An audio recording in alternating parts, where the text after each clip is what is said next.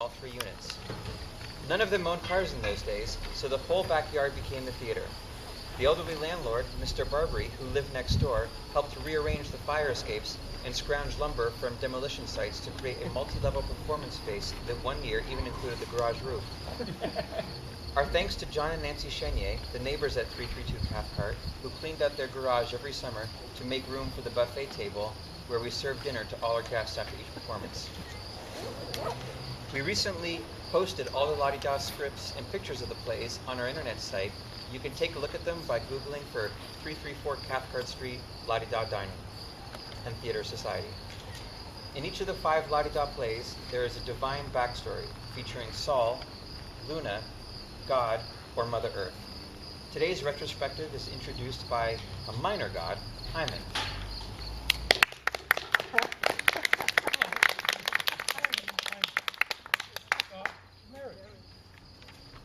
Well, not marriage, really. That's Aphrodite's domain. But of marriages, I mean of weddings. I'm the god that runs weddings. Sort of apotheosis toastmaster. A very minor god, of course. Scarcely a god at all. I just barely scraped across the boundary between the mortal and the divine. Not a very enviable place to be. On the one hand, you are eternal. On the other hand, it will always be minor. There's no social mobility on Olympus.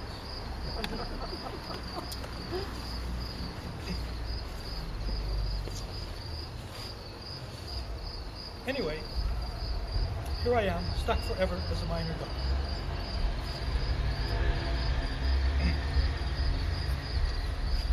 You may be surprised I'm not more like Apollo. Curly blonde hair, splendid pectorals, gleaming white teeth, all that stuff. The reason is a practical one. Fruitcake. You see, when he was handing out the jobs, Zeus couldn't find anyone to do the weddings because of all the fruitcake you had to eat. I was the only one who liked fruitcake. In fact, I'm very fond of it. I could eat any amount. So I was chosen. I particularly like it dark and rummy, with plums, covered in thick marzipan. Like this one, from a wedding last week.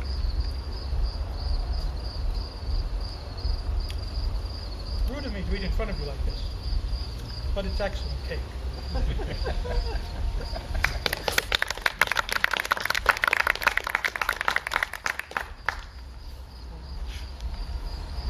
The first Ladida play, produced in 1977, 40 years ago this month, was Pyramus and Thisbe. The plot was loosely based on the original tragedy conceived by Bottom and his fellow menials as court entertainment in Shakespeare's A Midsummer's Night Dream. The Ladida performance itself nearly had a tragic ending. As the guests arrived at the close of the threatening afternoon, the heavens opened and a cold rain poured down. Fortunately, just days earlier, the playwright had bought a jumbo pack of large orange garbage bags, so each audience member was attired in one before being sent outside to sit on a bench in the rain and enjoy the show. In the scene we perform today, the lovers discover that they are separated by a massive wall. A wall! Presbynicus has built a towering wall to keep me from his Thisbe. How can this be circumscribed? I must be quick of wit. This wall has builded been since noon. The mortar, therefore, cannot yet be dry. I'll move this brick. It comes away. It comes. Wrap it in paper so, and so replace. And now can it be removed at will. Thereby can messages be passed and conversations held with Thisbe. Later, I shall find a way of scaling the wall. There's always a way of scaling a wall, in case elopements choose it.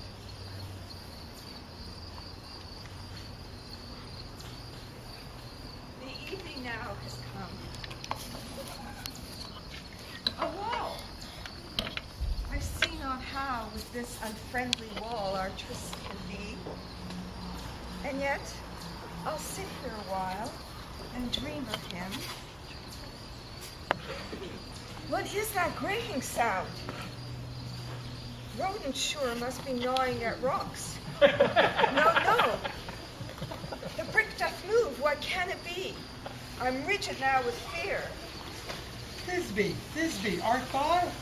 It is the voice of Pyramus. Dear lady love, I was an outright fool to choose this brick to loosen as the wall was built. I should have loosened a higher brick in order that our gaze may meet.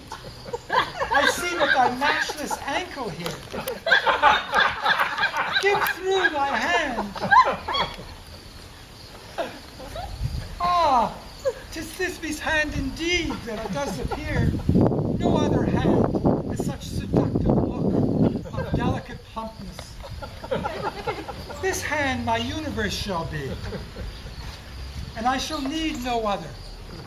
Its flesh is clear as azure, daylight sky. Its knuckles, nearer planets than in a gentle arc their orbits make. Thy fingernails, which rim the outer line, are the fixed stars. Here in thy palm, the lines are Milky Ways. Thy wrist, to which the entire world is here attached, is but the golden chain by which the world depends from heaven. That heaven is the rest of you. In this predicament, I replicate mankind, who doth the whole created world survey, the chain detect, but by whose constrained sense heaven's grandeurs cannot e'er be viewed, or faintly imagined by his paltry mind. Thisbe, my love, how dost? Ill enough, I fear. My father's loving looks are not but policy. 'Tis plain to see he seeks to play with my heart to manage its desires. With this wall, he seeks to banish me my view, so that your image on my soul will gradually fade. He seeks to dazzle me instead with Pyramus. He seeks to dazzle me instead with Theon, that suitor prince who comes next week to claim me for his bride. And yet, there is one hard fact he doth ignore. Your fair image is burnt upon my soul indelibly with the fire of loving glances between us. That will never be supplanted. Father, tear down this wall. Wilt consider elopement? Fair. I think elopement in this case may soon be needed, but not yet. We must await the reckoning of time. Till then, I propose we meet each night by this brick for tryst and rendezvous. If I should fail to come or message leave, know that some foulish plague preventeth me, and your drastic intervening is required. So be it. Meantime, I volley kisses over the wall, like English arrows over the ramparts shot, in hope that some of them, though blindly sent, shall find their mark. Sweet Thisbe, move with care. 2 lifetimes' bliss are in the balance set in this predicament. Shift well. Sweet Theon, replace the brick. I must go in and play the loving daughter, all smiles and curtsies, emoluments and laughter.